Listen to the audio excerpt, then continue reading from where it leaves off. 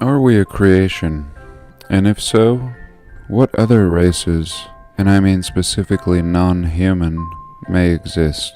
Today we'll touch on this idea and see what can be seen in both past and present.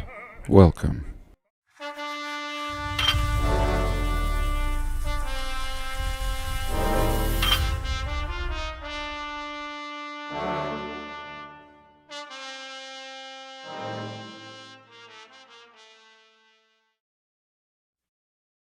Now this was a weird channel that was shared with me by Zal Moxis. Thank you, Zal. And it was after I'd been talking about the California gold rush. We were told that gold was simply littered all over the place, and I had proposed that it was the remains of a past civilization, parts of old buildings and infrastructure. We've also discussed gold could be the veins of either trees or beasts, large forms of life, and gold being a byproduct of death. Uncertain, but this guy goes out and finds gold just laying all over the place, and emeralds and rubies, and I believe he's Russian. I don't understand a word he's saying, and I wish I did, and I usually just watch these videos bewildered.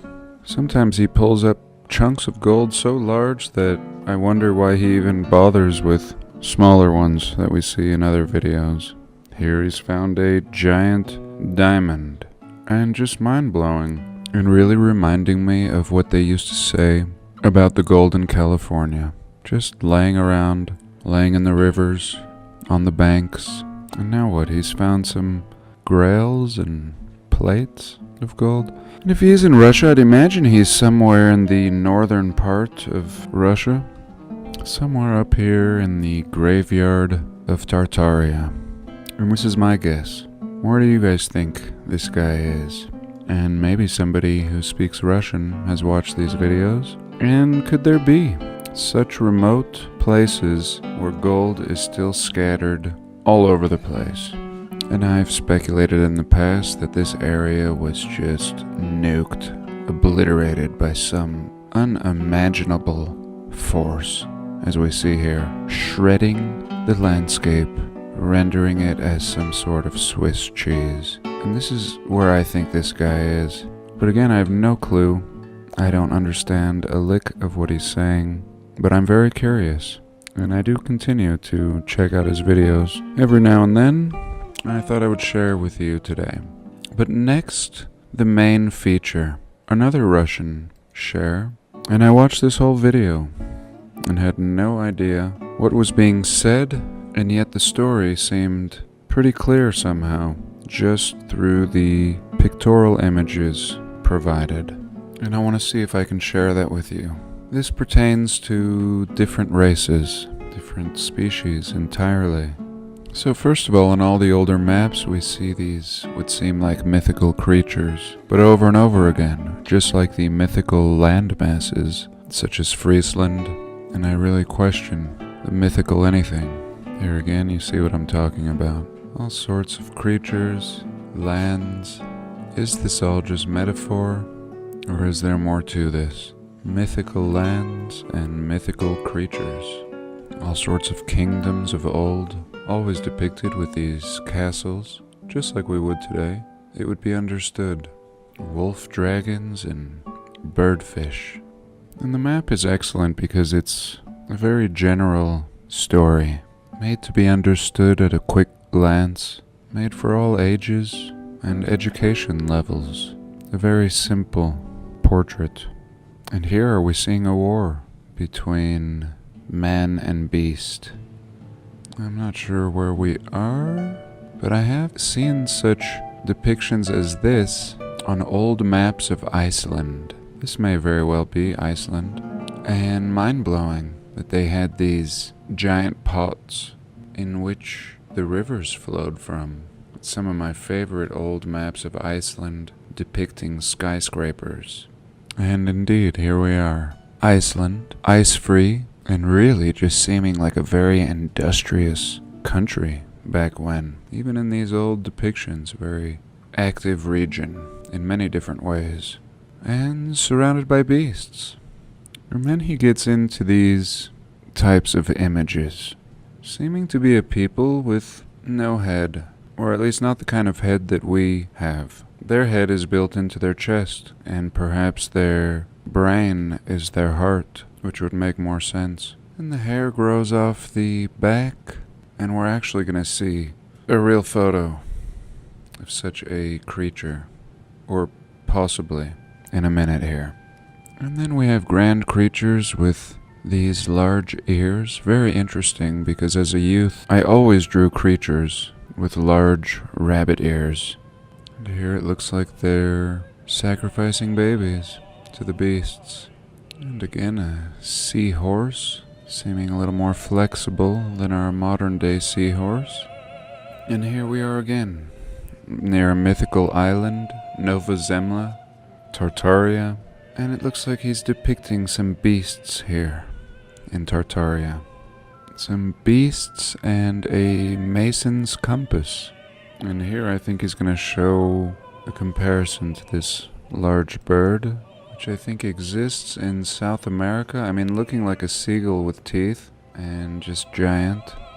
And I do imagine if this is all a creation, certainly many creations would have come before us, and each new creation being threatened by the previous one, and vice versa. And so here we see a depiction of this prior world by these new modern people, who are fairly modern in this depiction.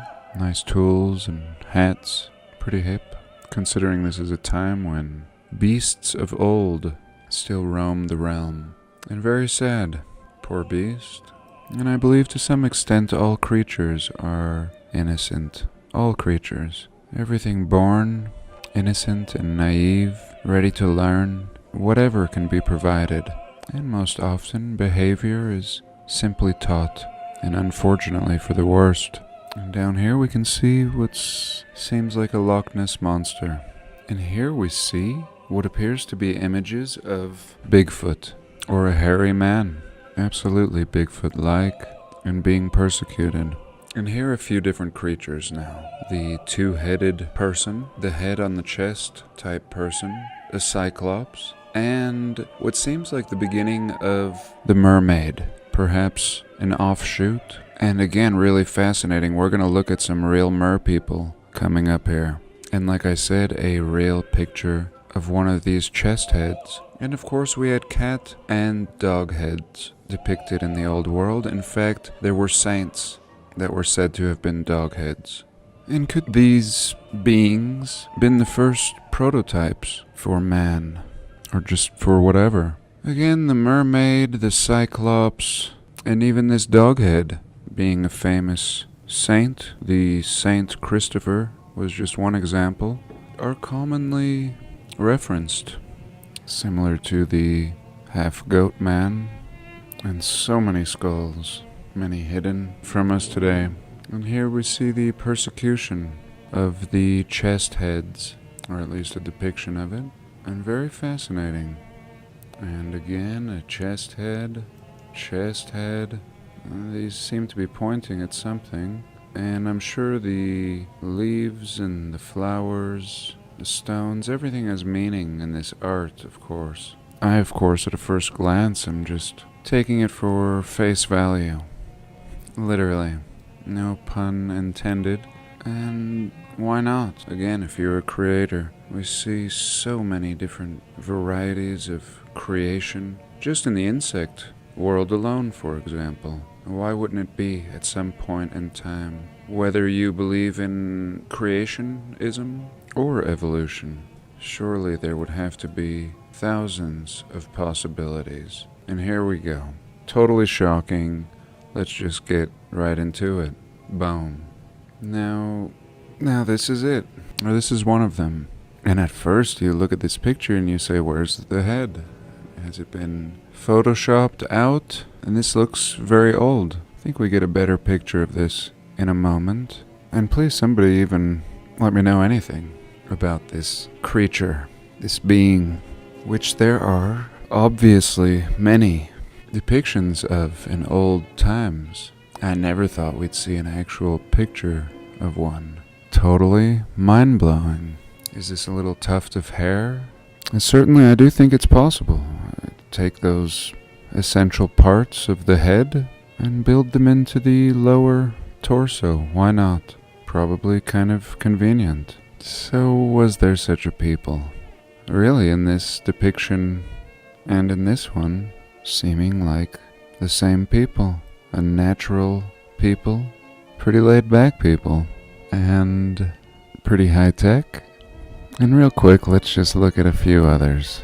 Again, the rabbit creatures, the big-eared creatures, noseless, and I think it would be many different directions would the creator have taken his creation on. And I'm not sure what this guy is even saying in this video, if I'm even close, but very provoking to the mind.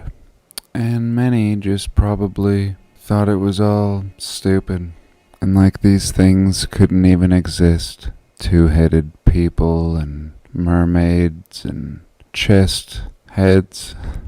And then we get to the end of the video and we start to see such examples of perhaps leftover traces of these past genes and races, and seeming as if certain regions having more examples of these conditions that some people would call mutations.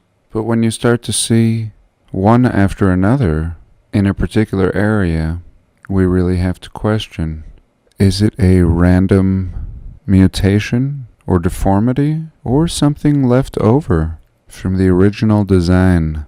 And actually a pretty advanced foot, looks pretty well balanced, and this man doesn't seem to mind at all.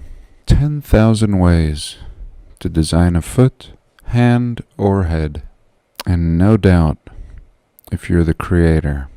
And here is a condition called the mermaid syndrome. Apparently a real study, seeming to have been published in 1997. Here again, a look at the very kind-seeming dog heads trading. And a dog is very similar to a human. Oftentimes much better companions than any other creatures. And here we can have a look at this Saint Christopher in a few different depictions. And then we can look at Bigfoot, or people that are very Bigfoot-like and not seeming like a mutation, but seeming absolutely by design. And somehow this code has remanifested. And here again, coming from the same region, perhaps the same family. Not a fluke, a gene from the past carrying on. And here we see the persecution of the Cyclops entities. Again, everything being innocent at birth. Life is life. I believe everything has the right to live, and clearly everything came from the same source. Anything is possible, and so much is kept from us so that we don't realize this very simple truth. And as our past begins to open up and we see what was possible and how things may have been, then our eyes can become open to all the possibilities in the present moment and in the future. And are there any official examples in modern times? Here we can see a mermaid skeleton, apparently in the National Museum in Copenhagen. And I thought here we would just look at this man called Thomas Marilyn, born in 1782 to a rich aristocratic family. He was raised by his father Edward. His father was originally a general in the army, but after retirement traveled across the world seeking artifacts and hidden species. Thomas and his father traveled together for many years until his father's sudden death. A bizarre quality of Marilyn was his apparent permanent youthfulness, Even in his 80s, he still resembled a 40-year-old.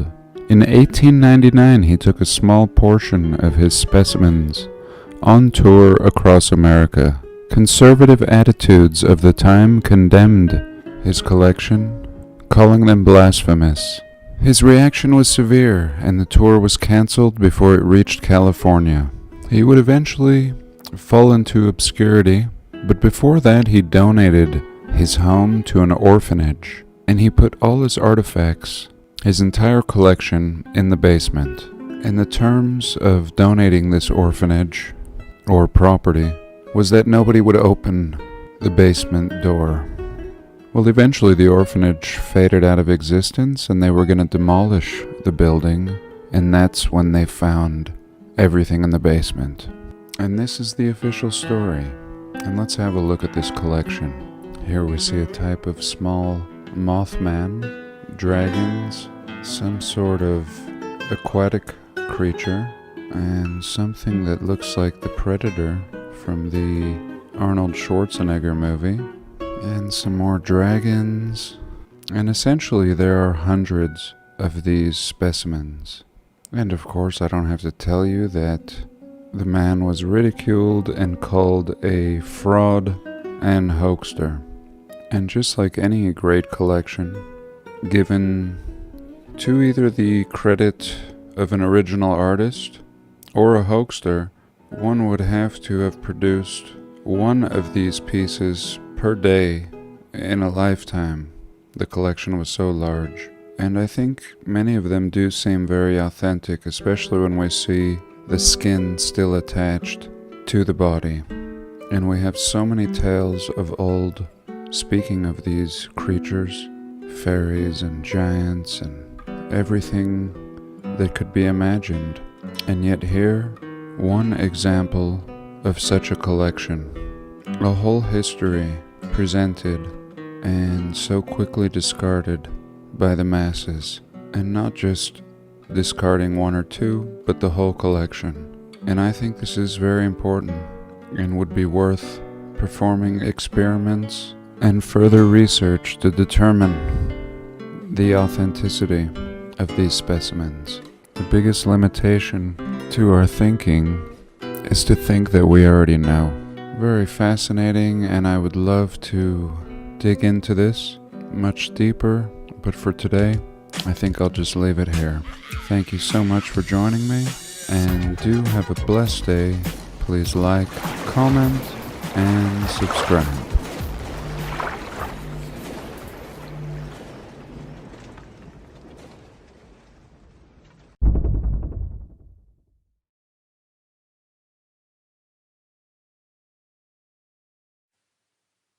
Poor little guy, really, looking like he got hit by a bus. Personally, I wish they would have left our wings. Truly a handy feature. This creature clearly wore no clothes. We couldn't have that now. Little naked creatures flying around. And I'm not sure if this is the same guy or gal. Does this check out? Is this correct anatomy? And was this the real reason behind the reset? Much too difficult to control such a large variety of races. Or are they still here, dwelling below our feet, waiting for the appropriate season to return?